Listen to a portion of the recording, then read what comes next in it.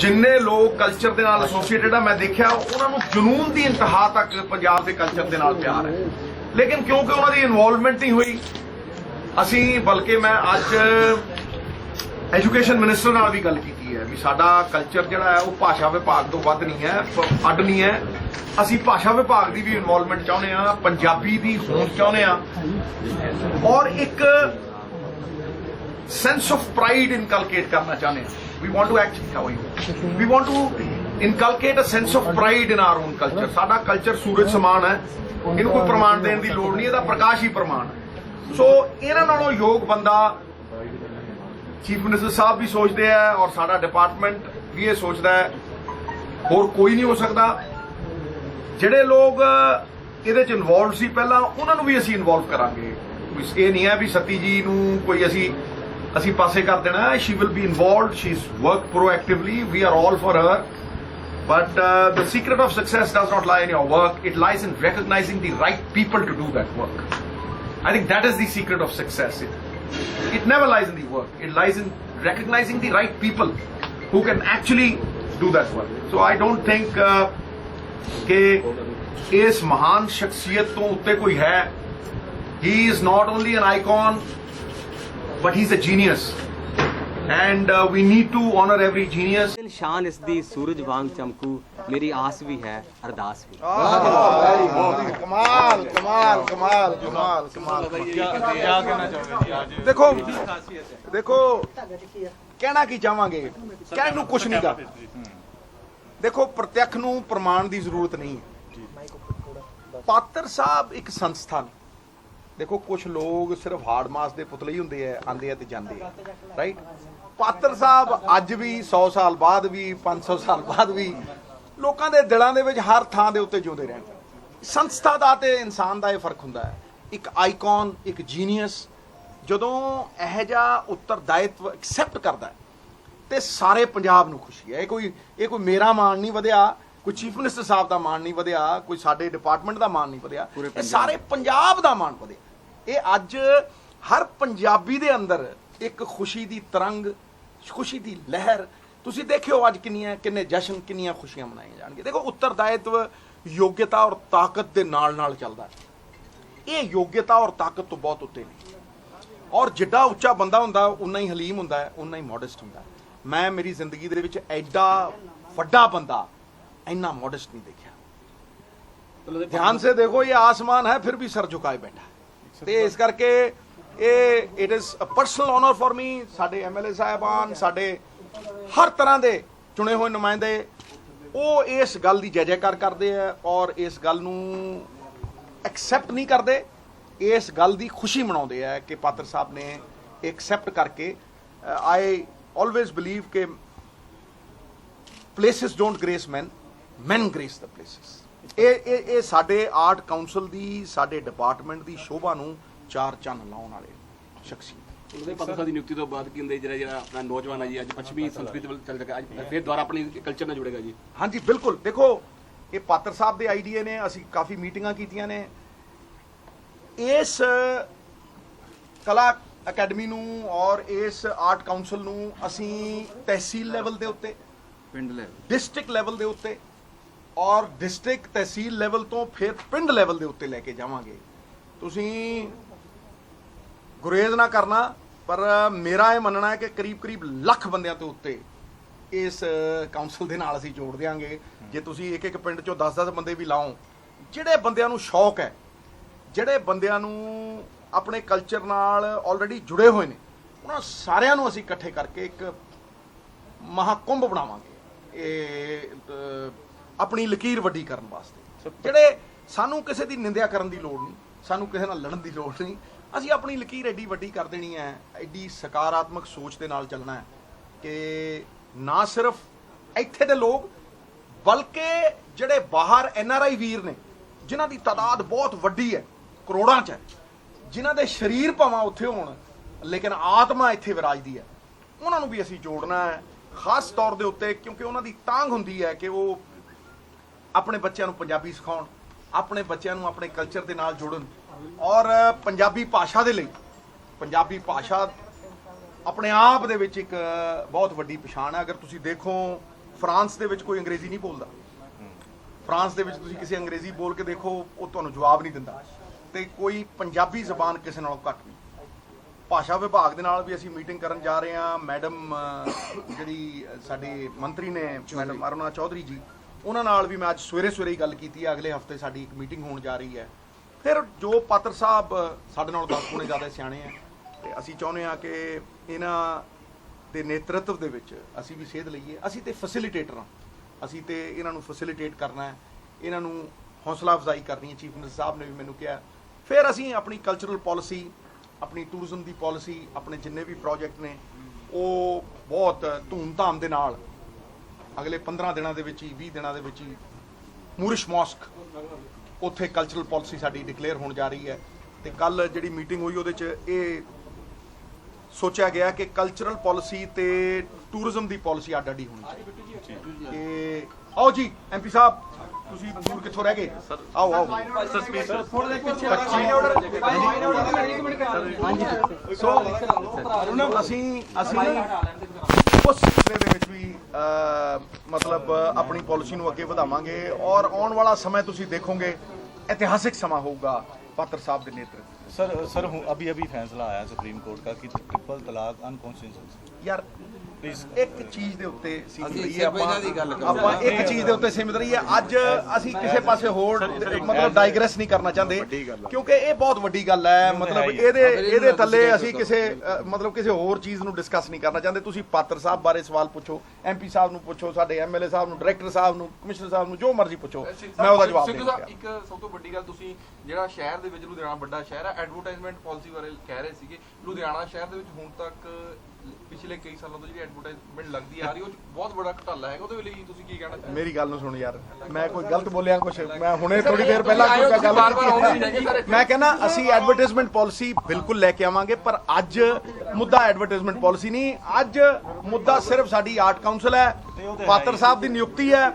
ਔਰ ਆਉਣ ਵਾਲਾ ਸਮਾਂ ਸਾਡੇ ਕਲਚਰਲ ਪਾਲਿਸੀ ਲਈ, ਸਾਡੀ ਟੂਰਿਜ਼ਮ ਪਾਲਿਸੀ ਲਈ ਇਹ ਡਿਪਾਰਟਮੈਂਟ ਅਣਗੌਲਿਆ ਹੋਇਆ ਸੀ। ਸਰ ਤੁਸੀਂ ਤਾਂ ਪਾਤਰ ਸਾਹਿਬ ਸਾਡੇ ਸਨਮਾਨਯੋਗ ਆਉਂਦੇ ਰਹਿੰਦੇ ਨੇ, ਲੇਕਿਨ ਪਰ ਤੁਸੀਂ ਕਦੇ ਬਾਰ-ਬਾਰ ਨਹੀਂ ਆਉਂਦੇ। ਤੁਸੀਂ ਸਾਨੂੰ ਕੁਝ ਦੱਸ ਦਿਓਗੇ ਸਾਡੀਆਂ ਨਿਊਜ਼ਾਂ ਮੰਨ? ਮੈਂ ਬਾਰ-ਬਾਰ ਕਿਉਂ ਨਹੀਂ ਆਉਂਗਾ? ਮੈਂ ਕਮਾਲ ਕਰੀ ਜਾ ਰਿਹਾ। ਮੈਂ ਹੁਣ ਤੁਹਾਡੀ ਸਮਾਰਟ ਸਿਟੀ ਨੂੰ ਰਿਵਿਊ ਕਰਨ ਆ ਰਿਹਾ। ਮੈਂ ਮੈਨੂੰ ਲੱਗਦਾ 5-6 ਗੇੜੇ ਲਾ ਚੁੱਕਿਆ ਹਾਂ। ਜਦੋਂ ਅਸ਼ੂ ਬੁਲਾਉਂਦਾ ਮੈਂ ਦੌੜਿਆ ਚਲੇ ਆਉਣਾ। ਦੇਖ ਸਾਡਾ ਜਦ ਕਹਿੰਦੇ ਆ ਉਦੋਂ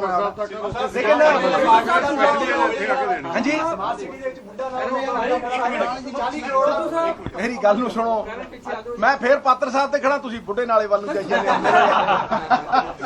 ਮਤਲਬ ਮੈਂ ਤੁਹਾਨੂੰ ਇੱਕ ਹੋਰ ਵੀ ਗੱਲ ਕਹਿ ਰਿਹਾ ਕਿ ਇੱਕ ਇਹਨਾਂ ਦੀ ਰეკਮੈਂਡੇਸ਼ਨ ਦੇ ਉੱਤੇ ਨੀਲਮ ਮਾਨ ਸਿੰਘ ਜੀ, ਨੀਲਮ ਚੌਧਰੀ ਨੀਲਮ ਮਾਨ ਸਿੰਘ ਜੀ ਨੂੰ ਵੀ ਅਪਾਇੰਟਮੈਂਟ ਚੀਫ ਮਿਨਿਸਟਰ ਸਾਹਿਬ ਨੇ ਕੀਤੀ ਹੈ। ਸਾਡੀ ਰეკਮੈਂਡੇਸ਼ਨ ਇੱਕ ਹੋਰ ਰეკਮੈਂਡੇਸ਼ਨ ਸੀ, ਉਹ ਉਹਨਾਂ ਦੀ ਰეკਮੈਂਡੇਸ਼ਨ ਦੇ ਉੱਤੇ ਥੋੜੀ ਚਰਚਾ ਹੋਊਗੀ ਚੀਫ ਮਿਨਿਸਟਰ ਸਾਹਿਬ ਨਾਲ, ਔਰ ਉਸ ਤੋਂ ਬਾਅਦ ਅਸੀਂ ਉਹਨੂੰ ਕਲੀਅਰ ਕਰਾਂਗੇ। ਸੋ 2 ਨਾਮ ਇਹ ਕਲੀਅਰ ਹੋ ਚੁੱਕੇ ਨੇ। ਔਰ ਤੁਹਾਨੂੰ ਇੰਨਾ ਹੀ ਕਹਿਣਾ ਚਾਹੁੰਦਾ ਕਿ ਤੁਸੀਂ ਵੇਟ ਕਰੋ, ਕਰੀਬ 1 ਮਹੀਨੇ ਦੇ ਅੰਦਰ ਇਹ ਅਸੀਂ ਕਲਚਰ ਦੀ ਪਾਰਲੀਮੈਂਟ ਬਣਾਉਣ ਜਾ ਰਹੇ ਹਾਂ। ਕਲਚਰ ਦੀ ਪਾਰਲੀਮੈਂਟ ਬਹੁਤ ਵੱਡੀ ਚੀਜ਼ ਹੈ। ਇਹ ਕਦੇ ਪੰਜਾਬ ਦੇ ਵਿੱਚ ਕਿਸੇ ਨੇ ਸੋਚਿਆ ਨਹੀਂ, ਲੇਕਿਨ ਕਿਉਂਕਿ ਐਸੇ ਬੁੱਧੀਜੀਵੀਆਂ ਨਾਲ ਅਸੀਂ ਕਰੀਬ 3-4 ਮੀਟਿੰਗਾਂ ਕੀਤੀਆਂ ਨੇ, ਵੱਡੀਆਂ ਮੀਟਿੰਗਾਂ ਕੀਤੀਆਂ ਨੇ, 5-5 ਘੰਟਿਆਂ ਦੀਆਂ ਮੀਟਿੰਗਾਂ ਕੀਤੀਆਂ ਨੇ। ਲੰਚ ਟਾਈਮ ਸੋਚਿਆ ਸੀਗਾ, ਪਰ ਲੰਚ ਟਾਈਮ ਈਵਨਿੰਗ ਟੀ 'ਚ ਕਨਵਰਟ ਹੋ ਜਾਂਦਾ ਹੈ, ਸਮਾਂ ਪਤਾ ਹੀ ਨਹੀਂ ਲੱਗਦਾ। ਔਰ ਬਹੁਤ ਅੱਛੇ ਸੁਝਾਅ ਆਏ ਨੇ।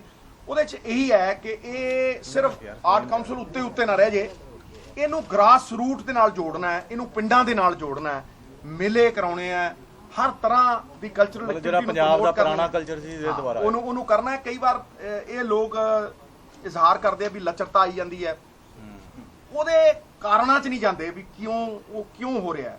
ਕਿਉਂਕਿ ਨੌਜਵਾਨ ਕਰੀਬ 55-60% ਹੈ, ਔਰ ਉਹ ਇੰਟਰਨੈਟ ਨਾਲ ਜੁੜਿਆ। ਅਸੀਂ ਇੰਟਰਨੈਟ ਦੇ ਉੱਤੇ ਆਪਣੇ ਕਲਚਰ ਨੂੰ ਸਹੀ ਤਰੀਕੇ ਨਾਲ ਪ੍ਰੋਜੈਕਟ ਨਹੀਂ ਕਰ ਸਕੇ। ਅਸੀਂ ਉਹ ਕਰਾਂਗੇ। ਅਸੀਂ ਦੂਸਰੇ ਦੀ ਲਾਈਨ ਮਟਾਉਣ ਨਾਲੋਂ ਆਪਣੀ ਲਾਈਨ ਵੱਡੀ ਕਰਾਂਗੇ। ਔਰ ਇਹਦੇ ਵਿੱਚ ਕੋਈ ਪਾਲਿਸੀਆਂ ਨਹੀਂ, ਇਹਦੇ 'ਚ ਬਹੁਤ ਕੁਝ ਹੈ। ਇਹਦੇ 'ਚ ਫਿਲਮਾਂ ਦੀ ਪ੍ਰਮੋਸ਼ਨ, ਇਹਦੇ ਵਿੱਚ ਫਿਲਮਾਂ ਰਾਹੀਂ ਲੋਕਾਂ ਨੂੰ ਜਗਾਉਣਾ, ਛੋਟੇ ਮਤਲਬ ਜਿਹੜੇ ਨਾਟਕ ਨੇ, ਸਕਿੱਟਾਂ ਹੁੰਦੀਆਂ ਨੇ ਪੰਜਾਬੀ ਕਲਚਰ ਦੇ ਵਿੱਚ। ਮੈਂ ਹੁਣ 2 ਫੰਕਸ਼ਨ ਅਟੈਂਡ ਕੀਤੇ ਅੰਮ੍ਰਿਤਸਰ ਦੇ ਵਿੱਚ। ਇੱਕ ਸ਼ਹੀਦ ਸਮਾਗਮ ਸੀਗਾ, ਇੱਕ ਮਾਸਟਰ ਤਾਰਾ ਸਿੰਘ ਜੀ ਦਾ। ਉੱਥੇ ਇੰਨੀਆਂ ਵਧੀਆ ਸਕਿੱਟਾਂ ਸੀਗੀਆਂ, ਵਕਤ ਦਾ ਪਤਾ ਹੀ ਨਹੀਂ ਲੱਗਿਆ। ਸੋ ਅਸੀਂ ਹਰ ਤਰ੍ਹਾਂ ਦੇ ਹੁਨਰ ਨੂੰ ਮੌਕਾ ਦੇਣਾ ਚਾਹੁੰਦੇ ਹਾਂ। Talent is nothing without opportunity. ਤੇ ਹਾਂਜੀ ਸਭ ਵਿਰਾਸਤੀ ਮੇਲੇ ਵਗੈਰਾ ਮੈਂ ਕਿਹਾ ਲੋਕ ਕੀ ਉਹਨਾਂ ਨੂੰ ਜਗਾ ਕੇ ਇਹੋ ਜਿਹਾ ਖੜਾ ਕਰਾਂਗੇ, ਜਾਗਰਤ ਕਰਾਂਗੇ ਸਾਰੇ ਦੇ ਸਾਰੇ। ਆ ਦੇਖੋ ਸਾਡੇ ਡਾਇਰੈਕਟਰ ਸਾਹਿਬ ਨੇ ਆਲਰੇਡੀ 3 ਮੇਲਿਆਂ ਦੀ ਤਾਂ ਐਲਾਨ ਕਰ ਦਿੱਤਾ। ਕਰੋ ਜੀ, ਤੁਸੀਂ ਦੱਸੋ ਜਰਾ ਗੱਲ। ਤਿੰਨ ਜਿਹੜੇ ਜੀ ਤਿੰਨ ਜਿਹੜੇ ਇਲਾਕੇ ਹੈਗੇ ਆਪਣੇ ਮਾਝਾ, ਦੁਆਬਾ ਤੇ ਮਾਲਵਾ, ਤਿੰਨਾਂ ਚ ਇੱਕ ਮੇਲਾ ਆਲਰੇਡੀ ਮੰਤਰੀ ਸਾਹਿਬ ਨੇ ਅਨਾਉਂਸ ਕਰ ਦਿੱਤਾ ਹੈ ਔਰ ਸੀਐਮ ਸਾਹਿਬ ਦੀ ਪਰਮਿਸ਼ਨ ਨਾਲ ਇਹ ਅੰਮ੍ਰਿਤਸਰ ਹੈਰੀਟੇਜ ਫੈਸਟੀਵਲ ਹੋਊਗਾ। ਦੁਆਬੇ ਦੇ ਵਿੱਚ ਕਪੂਰਥਲੇ ਹੈਰੀਟੇਜ ਫੈਸਟੀਵਲ ਹੋਊਗਾ ਔਰ ਪਟਿਆਲੇ ਹੈਰੀਟੇਜ ਫੈਸਟੀਵਲ ਹੋਊਗਾ। ਉਸ ਤੋਂ ਇਲਾਵਾ ਜਿਹੜੇ ਸਾਡੇ ਟ੍ਰੈਡੀਸ਼ਨਲ ਪੁਰਾਣੇ ਜਿਵੇਂ ਹਰਵੱਲਭ ਸੰਗੀਤ ਸੰਮੇਲਨ ਹੁੰਦਾ ਸਭ ਤੋਂ ਪੁਰਾਣਾ ਦੇ ਵਿੱਚ ਉਹਨੂੰ ਸਪੋਰਟ ਕੀਤੀ ਜਾ ਰਹੀ ਹੈ ਜੀ। ਈਵਨ ਜਿਹੜੇ ਸਾਡੇ ਕਿਲ੍ਹਾ ਰਾਏਪੁਰ ਗੇਮਸ ਆ ਉਹਨਾਂ ਨੂੰ ਵੀ ਸਪੋਰਟ ਕੀਤੀ ਜਾ ਰਹੀ ਹੈ। ਜਿਹੜੀ ਸਾਡੀ ਟ੍ਰੈਡੀਸ਼ਨਲ ਗੇਮਸ ਆ ਇਹ ਸਾਰਿਆਂ ਨੂੰ ਸਪੋਰਟ ਕੀਤਾ ਜਾਊਗਾ। ਸਰ ਸਿੱਧੂ ਸਾਹਿਬ ਵੱਲੋਂ ਲੈਟਰ ਸੀਗੀ ਜਾਂ ਆਪ ਨੂੰ ਚੇਅਰਮੈਨ ਬਣਾਇਆ, ਕੀ ਕਹਿਣਾ ਚਾਹੋਗੇ ਕਿੱਦਾਂ ਦਾ ਅੱਗੇ ਨੈਕਸਟ ਪਲਾਨ ਰਹੂਗਾ? ਸੋ ਪਹਿਲੀ ਗੱਲ ਤਾਂ ਮੈਂ ਇਸ ਪਿਆਰ ਲਈ ਸ਼ੁਕਰਗੁਜ਼ਾਰ ਹਾਂ ਔਰ ਜਿਹੜੀ ਜ਼ਿੰਮੇਵਾਰੀ ਮੈਨੂੰ ਸੌਂਪੀ ਗਈ ਹੈ ਮੈਂ ਅਰਦਾਸ ਕਰਦਾ ਕਿ ਮੈਂ ਉਹਦੇ ਕਾਬਿਲ ਹੋਵਾਂ, ਉਹਨੂੰ ਅਸੀਂ ਸਿਰੇ ਚੜਾਈਏ। ਤੇ ਉਹਦੇ ਵਿੱਚ ਇਹ ਕਿ Punjab arts council MS Randhawa ਦਾ ਸੁਪਨਾ ਬਹੁਤ ਮਹਾਨ ਸੁਪਨਾ ਕਿ ਪੰਜਾਬ ਨੂੰ ਅਸੀਂ ਜਿੱਥੇ ਅਸੀਂ ਉਹਨੂੰ ਖੇਤੀ ਦੇ ਪੱਖੋਂ ਜਾਂ ਇੰਡਸਟਰੀ ਪੱਖੋਂ ਇਹਨੂੰ ਸਹਿਯੋਗ ਬਣਾਉਣਾ, ਇਹਦੇ ਨਾਲ ਨਾਲ ਇਹਦੀ ਅਸੀਂ ਇਹਦੇ ਕਲਚਰ ਨੂੰ, ਇਹਦੇ ਸੱਭਿਆਚਾਰ ਨੂੰ, ਇਹਦੇ ਹੁਨਰ ਨੂੰ ਵੀ ਬਹੁਤ ਵਿਕਸਿਤ ਕਰਨਾ। ਸੋ ਇਸ ਲਈ ਉਹਨਾਂ ਨੇ ਪੰਜਾਬ ਆਰਟਸ ਕੌਂਸਲ ਦੀ ਨੀਂਹ ਰੱਖੀ, ਇਹਨੂੰ ਸਿਰਜਿਆ। ਤੋ ਹੁਣ ਜੋ ਸਾਡੇ ਮਨਾਂ ਵਿੱਚ ਹੈ, ਜੋ ਨਵਜੋਤ ਸਿੱਧੂ ਹੋਣ ਦੇ ਮਨਾਂ ਵਿੱਚ ਹੈ, ਉਹ ਇਹ ਹੈ ਕਿ ਅਸੀਂ ਪੰਜਾਬ ਆਰਟਸ ਕੌਂਸਲ ਦੀ ਮੌਜੂਦਗੀ ਨੂੰ ਪਿੰਡ ਪਿੰਡ ਤੱਕ ਲੈ ਕੇ ਜਾਈਏ। ਪਿੰਡ ਪਿੰਡ ਤੱਕ ਲਿਜਾਣ ਦਾ ਤਰੀਕਾ ਇਹ ਹੋਇਆ ਕਿ ਅਸੀਂ ਬਹੁਤ ਸਾਰੇ ਲੇਖਕਾਂ ਦੇ, ਕਵੀਆਂ ਦੇ, ਗਾਇਕਾਂ ਦੇ ਅਸੀਂ ਪਿੰਡਾਂ ਵਿੱਚ ਰੂਬਰੂ ਜਾਂ ਪਿੰਡਾਂ ਦੇ ਸਕੂਲਾਂ ਵਿੱਚ ਰੂਬਰੂ ਕਰੀਏ, ਤਾਂ ਜੋ ਅਸੀਂ ਬਚਪਨ ਤੋਂ ਹੀ ਬੱਚਿਆਂ ਦੇ ਵਿੱਚ, ਉਹਨਾਂ ਦੇ ਸਕੂਲਾਂ 'ਚ ਵਿਦਿਆਰਥੀਆਂ ਦੇ ਮਨਾਂ ਵਿੱਚ ਕਲਾ ਲਈ, ਸਾਹਿਤ ਲਈ ਪਿਆਰ ਪੈਦਾ ਕਰ ਸਕੀਏ। ਤੋ ਦੂਜਾ ਇਹ ਹੈ ਕਿ ਸੰਗੀਤ, ਜਿਵੇਂ ਪੰਜਾਬ ਸ਼ਾਇਦ ਦੁਨੀਆ ਦੀਆਂ ਉਹਨਾਂ ਧਰਤੀਆਂ 'ਚੋਂ ਜਿਹੜੇ ਬਹੁਤ ਗਾਉਣ ਵਾਲੀਆਂ ਧਰਤੀਆਂ ਨੇ, ਪਰ ਅਸੀਂ ਬਹੁਤ ਦੇਰ ਤੋਂ ਦੇਖ ਰਹੇ ਹਾਂ ਕਿ ਜਿਹੜਾ ਇਹਦੇ ਸੰਗੀਤ ਵਿੱਚ ਗੀਤਾਂ ਦਾ ਮਿਆਰ ਹੈ ਜਾਂ ਸ਼ਬਦ ਦਾ ਮਿਆਰ ਹੈ, ਉਹ ਉਹਨਾਂ ਸੋਹਣਾ ਨਹੀਂ ਰਿਹਾ ਜਿਹਦੇ ਅਸੀਂ ਮਾਣ ਕਰ ਸਕੀਏ। ਸੋ ਉਹਦੇ ਲਈ ਸਾਡੇ ਮਨ 'ਚ ਇਹ ਸੀ ਕਿ ਅਸੀਂ ਨੌਜਵਾਨਾਂ 'ਚ ਬਹੁਤ ਵੱਡੇ ਮੁਕਾਬਲੇ, ਸੰਗੀਤ ਦੇ ਬਹੁਤ ਗਲੈਮਰਸ ਮੁਕਾਬਲੇ ਕਰਾਈਏ, ਜਿਹਦੇ ਵਿੱਚ ਉਹਨਾਂ 'ਤੇ ਹੋਵੇ ਕਿ ਕਦੀ ਅਸੀਂ ਰੱਖੀਏ ਕਿ ਤੁਸੀਂ ਇਸ ਵਾਰ ਅੰਮ੍ਰਿਤਾ ਪ੍ਰੀਤਮ ਨੂੰ ਹੀ ਗਾਉਣਾ, ਜਾਂ ਇਸ ਵਾਰ ਤੁਸੀਂ ਮੋਹਨ ਸਿੰਘ ਨੂੰ ਹੀ ਗਾਉਣਾ, ਜਾਂ ਸ਼ਿਵ ਕੁਮਾਰ ਨੂੰ ਹੀ ਗਾਉਣਾ, ਜਾਂ ਤੁਸੀਂ ਇਸ ਹਰਭਜਨ ਸਿੰਘ ਨੂੰ ਹੀ ਗਾਉਣਾ। ਸੋ ਇੱਕ ਇਸ ਤਰ੍ਹਾਂ ਦੀ ਉਹਦੇ ਬਹੁਤ ਵੱਡੇ ਇਨਾਮ ਹੋਣ, ਤਾਂ ਜੋ ਬੱਚਿਆਂ ਦੇ ਵਿੱਚ ਇੱਕ ਪੰਜਾਬੀ ਕਵਿਤਾ ਲਈ, ਪੰਜਾਬੀ ਸਾਹਿਤ ਲਈ ਪਿਆਰ ਪੈਦਾ ਹੋਵੇ ਔਰ ਉਹ ਇਹਨੂੰ ਵੀ ਸਮਝ ਕੇ ਵੀ ਇਹ ਆਪਣੇ ਆਪ 'ਚ ਬਹੁਤ ਸ਼ਾਨਾਮੱਤੀ ਗੱਲ ਹੈ। ਸ਼ੁਰੂਆਤ ਕਿੱਥੋਂ ਕੀਤੀ ਜਾਊਗੀ? ਸ਼ੁਰੂਆਤ ਤਾਂ ਇਹ ਕਿ ਸਾਡੀਆਂ 3 ਅਕੈਡਮੀਆਂ ਨੇ। ਇਹਦੇ ਵਿੱਚ ਸੰਗੀਤ ਨਾਟਕ ਅਕੈਡਮੀ ਆ, ਸਾਹਿਤ ਅਕੈਡਮੀ ਆ ਔਰ ਲਲਿਤ ਕਲਾ ਅਕੈਡਮੀ ਆ, ਕਿ ਉਹ ਸਾਰੇ ਬੈਠ ਕੇ 1 ਸਾਲ ਦਾ ਪੂਰਾ ਪ੍ਰੋਗਰਾਮ ਅਸੀਂ ਰੂਪਰੇਖਾ ਤਿਆਰ ਕਰਾਂਗੇ ਕਿ ਅਸੀਂ ਕੀ ਕੰਮ ਕਰਨੇ, ਜਿਸ 'ਚ ਥੀਏਟਰ ਵੀ ਹੋਊਗਾ ਕਿ ਅਸੀਂ ਕਿੱਥੇ ਕਿਹੜੇ ਨਾਟਕ ਕਰਾਂਗੇ, ਕਿਹੜੇ ਅਸੀਂ, ਜਿਸ ਤਰ੍ਹਾਂ ਅਸੀਂ ਬਹੁਤ ਵੱਡੇ ਕਵਿਤਾ ਉਤਸਵ ਕਰਾ ਸਕਦੇ ਹਾਂ ਕਿ ਅਸੀਂ ਭਾਰਤੀ ਕਵਿਤਾ ਦਾ ਉਤਸਵ ਵੀ ਕਰਾ ਸਕਦੇ ਹਾਂ ਕਿ ਭਾਰਤ ਦੇ ਵੱਖ-ਵੱਖ ਪ੍ਰਾਂਤਾਂ 'ਚੋਂ ਇੱਕ ਕਵੀ ਆਵੇ। ਸੋ ਇਸ ਤਰ੍ਹਾਂ ਦੀ ਇੱਕ ਜਾਣੀ ਉਹ ਇਹਨਾਂ ਦਿਨਾਂ 'ਚ ਅਸੀਂ ਇੱਕ ਰੂਪਰੇਖਾ ਇੱਕ ਪੂਰੇ ਸਾਲ ਦੇ ਪ੍ਰੋਗਰਾਮਾਂ ਦੀ ਤਿਆਰ ਕਰਾਂਗੇ। ਤੋ ਸ਼ੁਰੂਆਤ ਸਾਡੇ ਮਨ 'ਚ ਇਹੀ ਹੈ ਕਿ ਸ਼ੁਰੂਆਤ ਦੇ ਸਾਡੀ ਹੁਣ ਮੀਟਿੰਗ ਤੋਂ ਬਾਅਦ, ਜਦੋਂ ਮੀਟਿੰਗ ਹੋ ਗਈ ਹੈ ਸਾਰੇ ਦੀ ਬਣਨ ਤੋਂ ਬਾਅਦ, ਇਸ ਪੂਰੇ ਆਰਟਸ ਕੌਂਸਲ ਦੀ ਜਿਹੜੀ ਸਮਝ ਲਓ ਕਿ ਪੁਨਰ ਸਿਰਜਣਾ ਤੋਂ ਬਾਅਦ ਸਾਰੇ ਰਲ ਕੇ ਬੈਠਾਂਗੇ। ਇੱਕ ਸਾਡਾ ਸਲਾਹਕਾਰ ਬੋਰਡ ਵੀ ਹੋਗਾ, ਜਿਸ ਅਸੀਂ ਪੰਜਾਬ ਦੇ ਸਭ ਸਿਆਣੇ ਲੋਕ ਜਿਹੜੇ ਸੱਭਿਆਚਾਰ ਬਾਰੇ ਸੋਚਦੇ ਆ ਜਾਂ ਸੱਭਿਆਚਾਰ ਦੇ ਖੇਤਰ 'ਚ ਕੰਮ ਕਰਦੇ ਆ, ਉਹਨਾਂ ਨਾਲ ਮਿਲ ਕੇ ਬੈਠਾਂਗੇ। ਔਰ ਦੂਜਾ ਸਾਡੇ ਮਨ 'ਚ ਇਹ ਵੀ ਹੈ ਕਿ ਅਸੀਂ ਜਿਸ ਤਰ੍ਹਾਂ ਇਸ ਵੇਲੇ ਸੋਸ਼ਲ ਮੀਡੀਆ ਜਾਂ ਇੰਟਰਨੈਟ ਦਾ ਬਹੁਤ ਜ਼ੋਰ ਹੈ, ਤਾਂ ਸਾਡੇ ਮਨ 'ਚ ਕਿ ਸਾਡਾ ਇੱਕ ਫੇਸਬੁੱਕ 'ਤੇ ਇੱਕ ਪੇਜ ਵੀ ਹੋਵੇ ਜਿੱਥੇ ਅਸੀਂ ਹਰ ਵਾਰ ਸੋਹਣਾ ਸਾਡੀ ਇੱਕ ਕਮੇਟੀ ਹੋਵੇ ਜਿਹੜੀ ਐਡੀਟੋਰੀਅਲ ਬੋਰਡ ਹੋਵੇ ਜਿਹੜਾ ਉੱਥੇ ਸੋਹਣੀਆਂ ਚੀਜ਼ਾਂ ਪਾਉਂਦਾ ਰਹੇ, ਜੋ ਬੇਸ਼ੱਕ ਉਹ ਕਵਿਤਾ ਹੋਵੇ ਕੋਈ ਗੀਤ ਹੋਵੇ।